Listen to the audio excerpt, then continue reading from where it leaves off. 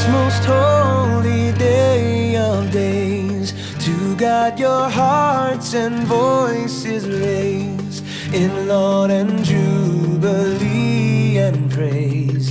Alleluia.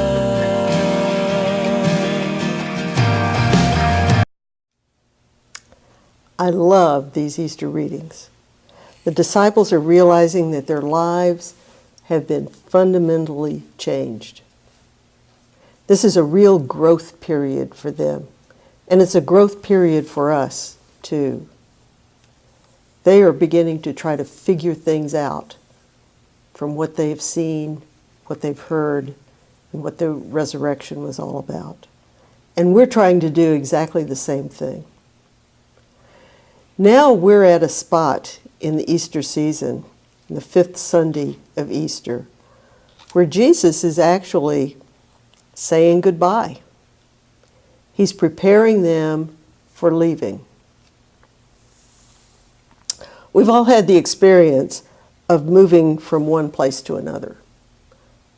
When you decide you're going to move, or you need to move, or have to move, then you start telling your friends. You start getting out of commitments that you've made for the future in your old city, and you start making commitments for the future in your new city.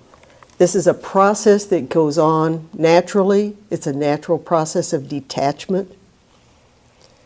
And Jesus is sort of doing this. He's announcing to his friends that he's leaving.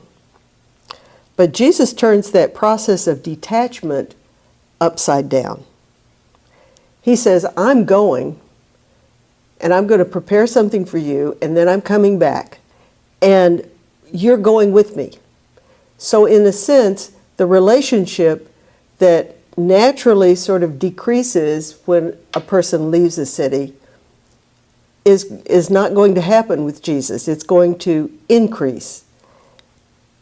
And so how is this going to happen? You know, what's going to happen here? And Jesus talks about the way. And Thomas, and who doesn't love Thomas? I mean, after all, he embodies all of the doubt and the skepticism that we have and that the apostles had. And he says, well, you know, show us the way. In other words, where's the map? You say we're going somewhere. Where's the map? I don't, you know, where's the way?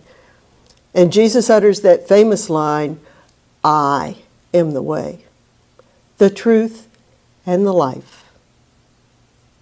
And then later in the discourse, Philip, who doesn't seem to understand what Jesus is talking about when he talks about the Father, Philip says, show us the Father.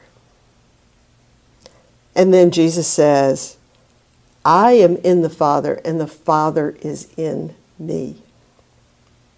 So in both cases, the emphasis is on Jesus. And Jesus says, really, in effect, throughout this whole discourse, focus on me. And that's what I'm going to do in this fifth Sunday of Easter when I listen to the readings.